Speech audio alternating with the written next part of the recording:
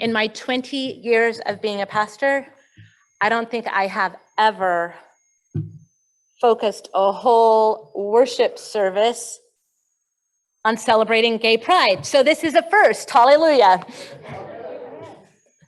Today, I want to share with you why celebrating pride is still important and why being a welcoming congregation matters.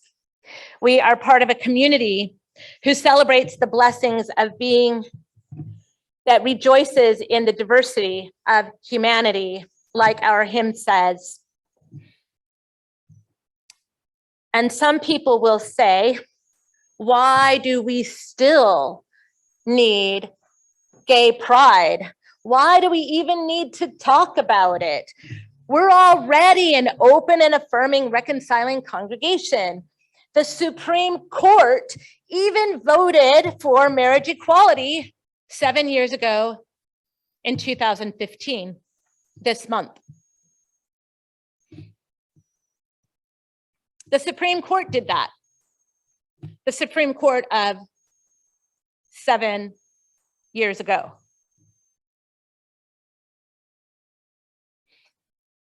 Except a few days ago, for the first time in United States history, rather than conveying rights, the Supreme Court took a constitutional right away from the American people by taking away reproductive rights of women to make decisions about their own bodies.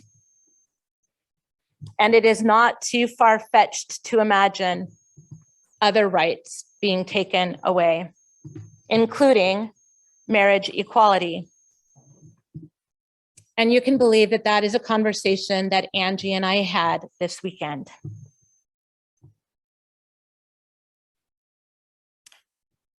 Two months ago, on April 29th, the United Methodist Church's Council of Bishops finished their 5-day meeting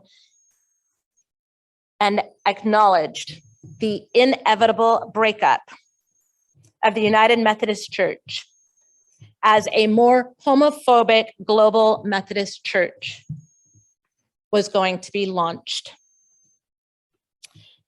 The schism within the United Methodist Church has been coming for decades and will likely further deepen after the 2024 General Conference. Earlier this month, at Florida's annual conference, the clergy session rejected the whole slate of 16 clergy candidates because they vote on clergy candidates by the whole slate, not individuals. That particular conference does.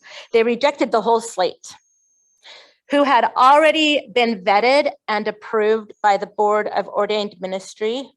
And why did they reject the whole slate?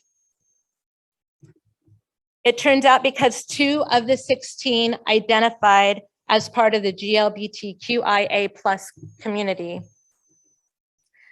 I am proud of and grateful for the response of our Pacific Northwest United Methodist Church Board of Ordained Ministry, who wrote a letter to the Florida clergy candidates offering safe harbor where they could be commissioned here for ministry in our conference. Whether or not they were appointed here, they could be commissioned in our conference and later ordained.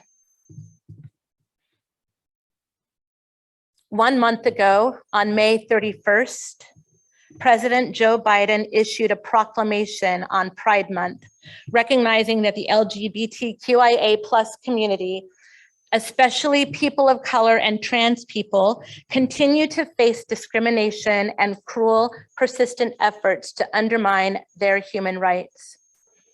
And he wrote, an onslaught of dangerous anti-LGBTQIA+ legislation has been introduced and passed in states across the country, targeting transgender children and their parents and interfering with their access to health care. These unconscionable acts have left countless LGBTQIA+ families in fear and pain.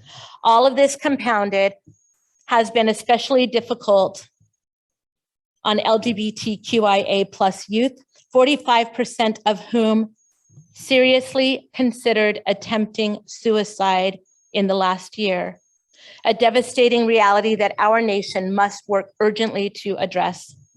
We remind this community that they are loved and cherished.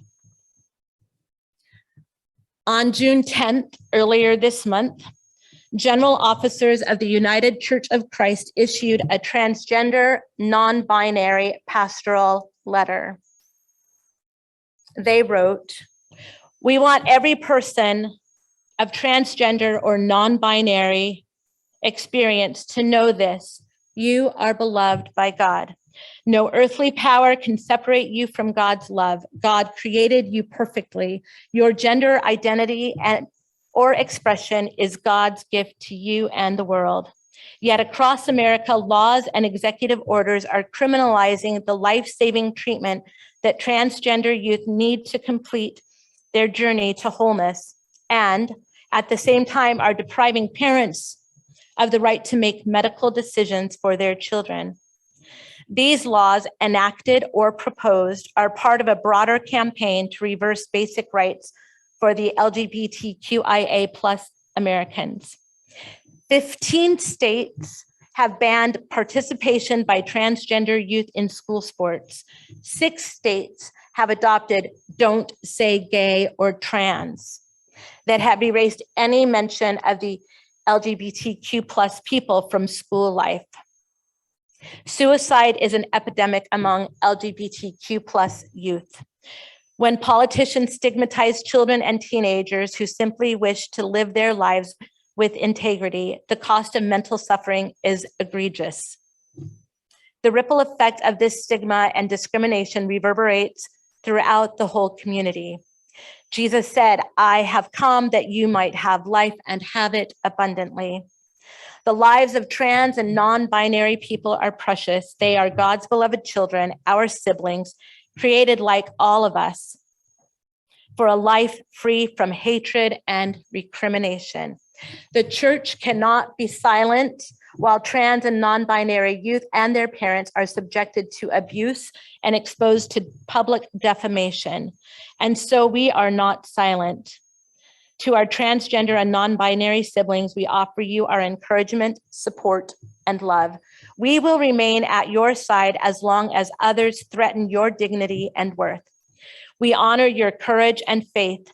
The world needs you not as others want you to be, but as you truly are. From the National Officers of the United Church of Christ.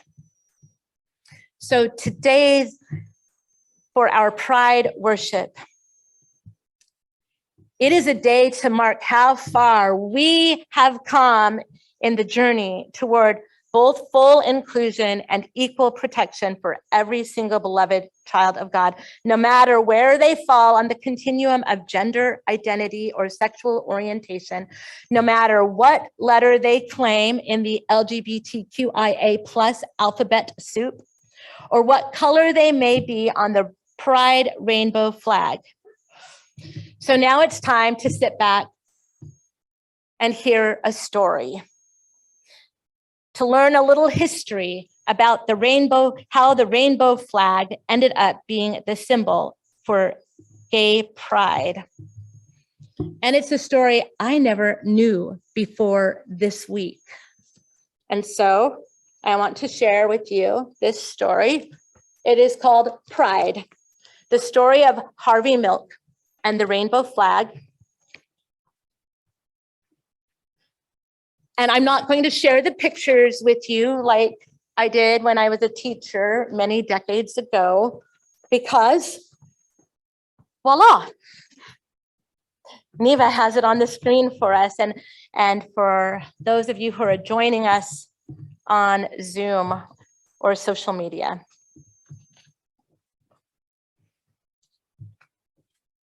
This book is written by Rob Sanders, illustrated by Stephen Salerno. You have to give them hope. Hope for a better world, hope for a better tomorrow. Harvey Milk was an extraordinary man, but Harvey Milk was an ordinary man, but he had an extraordinary dream. That dream would change history. Harvey dreamed that everyone, even gay people, would have equality. He dreamed that he and his friends would be treated like everyone else. He dreamed that one day people would be able to live and love as they pleased. With his New York accent, Harvey talked to everyone about his dream. His voice boomed, his body bounced with energy and excitement. Some people listened. A few agreed. Most did not. But Harvey's big voice and his big dream wouldn't be stopped. He discovered that the best way to change laws was to help make laws. In 1977, Harvey Milk took a big step toward that dream when he became one of the first openly gay people to be elected to political office in the United States. A symbol, he thought. We need a symbol that shows who we are and how we feel. Something to carry during the march. Something to make people feel like they're part of a community. Something to give people hope. Something extraordinary. Harvey knew an artist who could help, Gilbert Baker. Harvey asked. Gilbert said, "We need a flag." So volunteers arrived to help Gilbert's design come to life. Together, they dipped fabric into large barrels filled with vivid, vibrant dyes. They cut and pieced and sewed until Harvey, Gilbert, and other activists had a flag with 8 colorful stripes, a flag that Harvey hoped would give hope. On June 25th, 1978, when it was time for the march, a breeze stirred in San Francisco. The flag unfurled. And on the yellow stripe, it says, "Rights are won only by those who make their voices heard." The flag unfurled, the wind blew. The flag fluttered, flapped, and flew. A rainbow, as bright and unique as the men and women who walked behind it, led the march. Harvey and the people asked for equality. They asked to be treated like everyone else. They asked to live and love as they pleased. They hoped the march would make a difference. Harvey was proud of the flag and proud of himself. He hoped others could be proud too.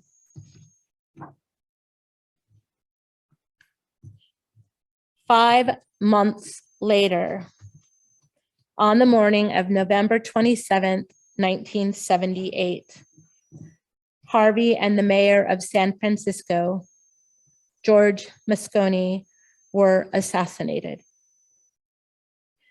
Their lives were taken by a man who did not think like Harvey or feel like him or love like him.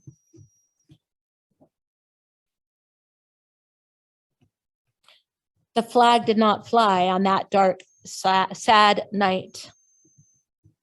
Instead, thousands and thousands of people marched silently, carrying candles.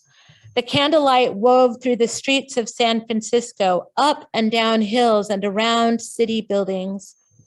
A mile of glowing candlelight in honor of 2 lives lost. That could have been the end of Harvey's dream and the colorful flag, but it wasn't. More rainbow flags were created. Some of the colors changed. 8 stripes became 6 stripes, but the meaning of the flag did not change. It was a flag of equality. More and more people began to think of the flag as their flag, and they began to feel pride. They began to have hope. In 1994, Gilbert Baker designed another rainbow flag. This one was larger than all the rest. Women and men side by side carried the flag, a proud mile-long rainbow floating through New York City. The flag wove through the streets, up and down avenues and boulevards and around city buildings. The people demanded equality. They demanded to be treated like everyone else. They demanded to live and love as they pleased. They were proud. They had hope. They would make a difference. I asked for the movement to continue, for the movement to grow. More rainbow flags were made. Some were printed on bumper stickers and t-shirts. Others were hoisted onto lampposts on Halsted Street in Chicago. One was hung in the Museum of Modern Art in New York City. Soon the rainbow flag was flying in other countries like Brazil, England, Israel, Russia, Singapore, and Turkey. The rainbow flag now unfurled on farms in suburbs and in cities. The flag flew proudly outside public buildings, hotels, shops, restaurants, churches, and homes. And once, on June 26th, 2015, the White House was awash in the colors of the rainbow flag. Equality, pride, hope, love. Harvey's dream became a flag for us all. The end. Pride, the story of Harvey Milk and the rainbow flag. Maybe it is indeed the beginning. It is not the end.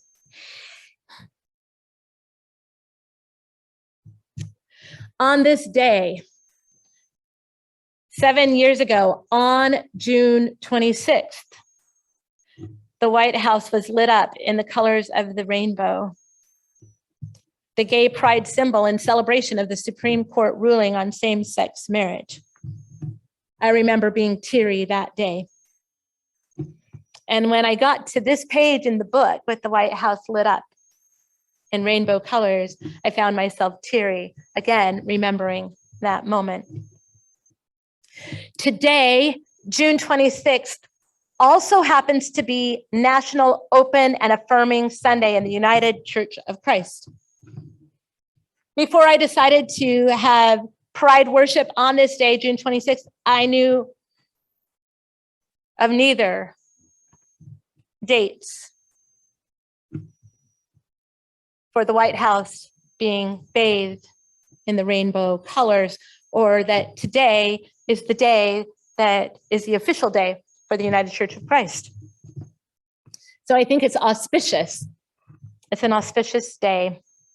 And I would have thought that a majority of UCC churches would be open and affirming, that would have made that decision as a congregation to become open and affirming. That is the language in the United Church of Christ.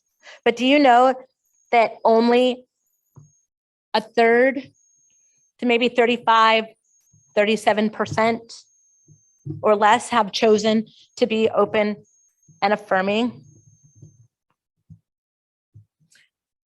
Guess what church made that decision almost 10 years ago?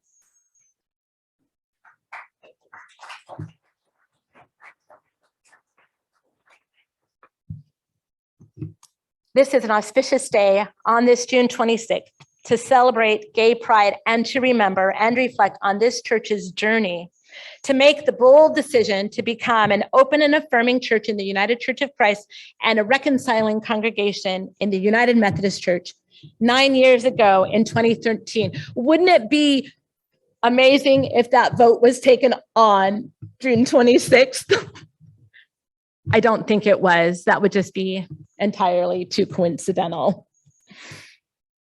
But I have a few reflections of people who served on that committee in preparation for the vote, who have offered written reflections. And then I have asked Chris Berry to offer his thoughts on that process and on our journey as a church. So Chris, I'm going to invite you to just make your way to be closer to the microphone for when it's time.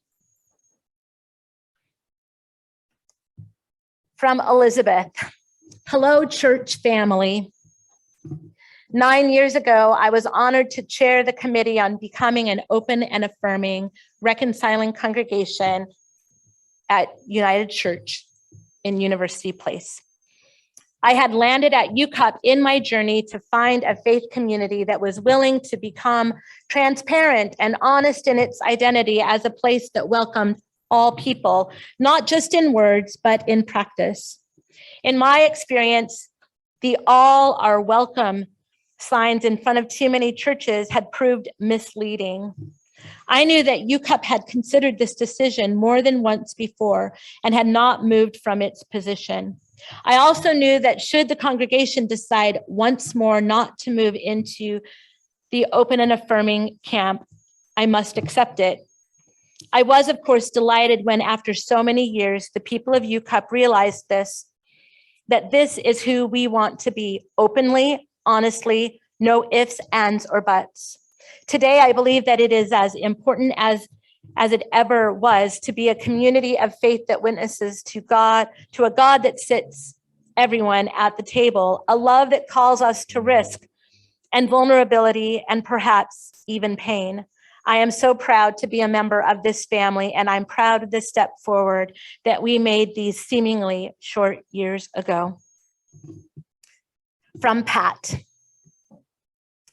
When my wife and I arrived at UCUP, we were greeted enthusiastically and made welcome.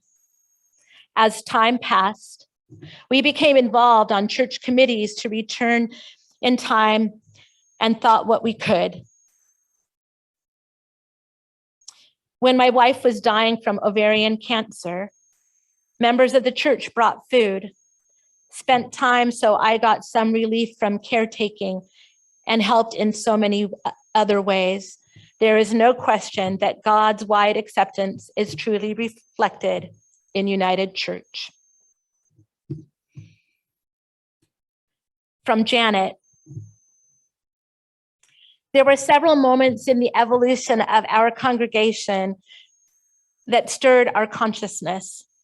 I can remember group discussions and meetings over 20 years ago. It seemed to me people were struggling with the language and implications of making a firm commitment. There were those who felt our statements of welcoming and open were enough to show our inclusiveness. Reconciling and affirming became the next hurdle. Opinions were very mixed. I remember listening to folks who felt strongly that they could not affirm or make an affirmative statement in full support of LGBT individuals. Hearts and minds struggled with church doctrine and in many cases with the way people were brought up in their own church community. Our process took time and was successful because it was a safe, open, and honest sharing of feelings and concerns. Sometimes actions speak louder than words, but the words are important, and our words needed to speak out for who we are, open, affirming, and reconciling congregation.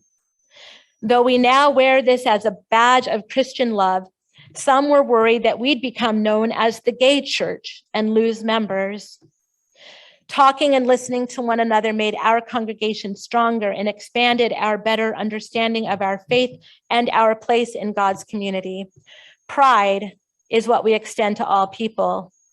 Welcome, open, reconciled, and affirmed. I love being a member of UCUP. And I've invited Chris to be our closer of these reflections. So if anybody ever asks, don't agree to follow Kathy Law and Janet Wicks. Janet and Elizabeth touched on the long arc of this process with UCUP. This committee came into being by the emails I looked up somewhere in 2012. In 2012, we had just gotten here. I think we first came to UCUP Christmas of 2011. So we'd been here, I don't know, 4 or 5 months. Wes was 2, running like mad. Emma was not.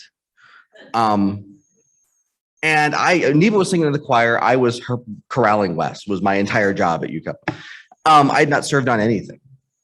And I got asked, I think by Jen Walters, who was the pastor then, would I be part of this committee? And I said, what's that mean? And she explained what open and affirming meant, and that this was, we're helping the church discern, do we want to be open and affirming of LGBTQ folks? And I believe my verbatim response was, you mean we haven't done this already? I went home and said, Neva, hey, this is what we're doing. And her response was, haven't we done that already? But I agreed and joined. And this great group of people who I had not met before, for the most I'd met, but didn't know before. We sat down to have this conversation, and we learned some of the history that Janet just told us, that we had this conversation as a church. But there were folks who were struggling. There were folks it had been difficult. And we'd kind of come to a place of, we're going to act as if, but we aren't able to say it yet, to commit to it yet. And what we wanted to know was, are we now there? Can we commit to it? Now, forgive me, this was 10 years ago. I don't have notes. I'm sure I'm mangling some of this. But what I remember that process is us sitting in that room, working very, very hard to build a situation, a way that the congregation could talk about this and feel safe. Bring up those concerns. We tried to find folks who could bring those to the committee and didn't find anyone who were able to serve. But we had private conversations. By we, I mean the people who knew folks in the church. Again, I'd been here for 3 months. Private conversations from the pulpit, from the lectern. We even put together a suggestion box, as I recall, a polka dot box. I found a reference to it the other day, where you could, write down what are the issues. And what I remember over and over again, the response we got was, didn't we do this already? The big event we had that I distinctly remember down in Fellowship Hall, we invited representatives from 4 or 5 other churches, UMC and UCC, who had already gone through the process, who had this conversation and made this vote, to talk about what that process was like and what it was like afterwards. And for some bizarre reason, I got asked to MC that event, which is kind of how I introduced myself to the church. Hi, you don't know me. I've been sitting in back. I'm running this thing now. And it was a great conversation. It was amazingly attended. Fellowship Hall was packed. I didn't know yet that this church, when we have a congregational meeting, the congregation shows up. I'd been in this kind of conversation in other churches. No, 10 years ago in the Midwest. But it was hard, and often it was hurtful. And I was impressed that this one was not. There were questions, although most of them were logistical, as I recall. The one that I remember coming up, Janet referenced, and I wish I could remember, I have memories of who it was, and I think they're wrong, so I won't say, but somebody asked, but what happens if we become known as the gay church? And they asked this of the other folks, who the representatives of the other congregation, but before they could answer, and they did eventually, someone, again, I can't remember who, from our church, what I remember responded with, so I was out doing work on the grounds somewhere a couple of years ago, and there were 2 people walking by, and I overheard one of them say, United Church and University Place, what's that? The other one say, oh, that's the gay church. Good or bad, that ship had sailed. There were a lot of conversations. My recollection is when we were part of the committee, we assumed this would be a year or two's process. That we'd have lots of conversation, lots of interaction. We draft this open and affirming and reconciling statement that is part of being an ONA and reconciling church, that we have a statement that the congregation adopts, that it's on our website, that we are public about it. And it's there. But we assumed that this would take a while. We would schedule a special congregational meeting sometime a year out. And we got up to the annual meeting in January. And we and the board kind of looked at each other and said, is anybody hearing doubt? Most of the feedback we were getting was, can we have the vote already? And so we did. And on January 20th, 2013, I had to look it up. It was not June 26th. As part of our congregational meeting, my recollection is we voted certainly overwhelmingly, I think unanimously, to become an open and affirming and reconciling congregation.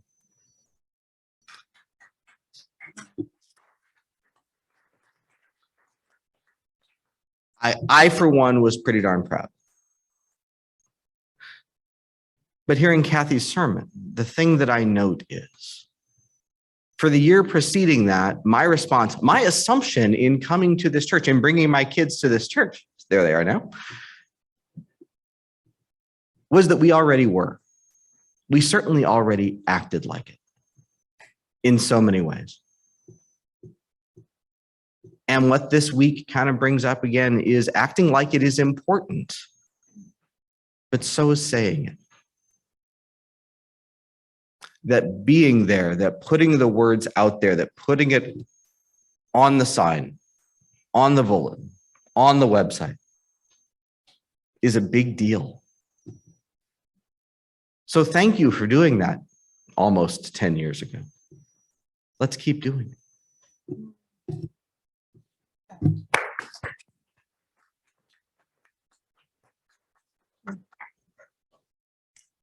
Because of that congregational decision 9 years ago, you opened the doors wide to more people to be part of this faith community, whether they are sitting in the pews with us or watching on Zoom with us or not. There are more people that this church attracts than we know of because of our outreach, because of our message. I can't tell you how many messages we get because of our reader board. There are churches who are afraid of letters and colors, and we still have not put a rainbow flag outside of our church.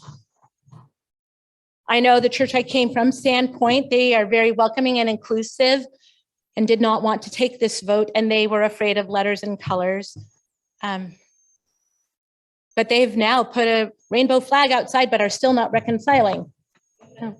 But because you made this decision, you send a message out into our community, out into the universe, that God's love is for all and love is love. Amen.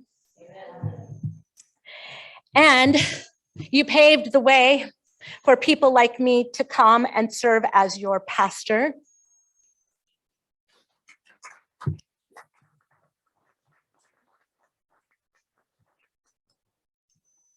When I was asked to come here, most of you know the story that I had just gone through the process of telling the church I was serving at Sandpoint about Angie being this invisible part of my life.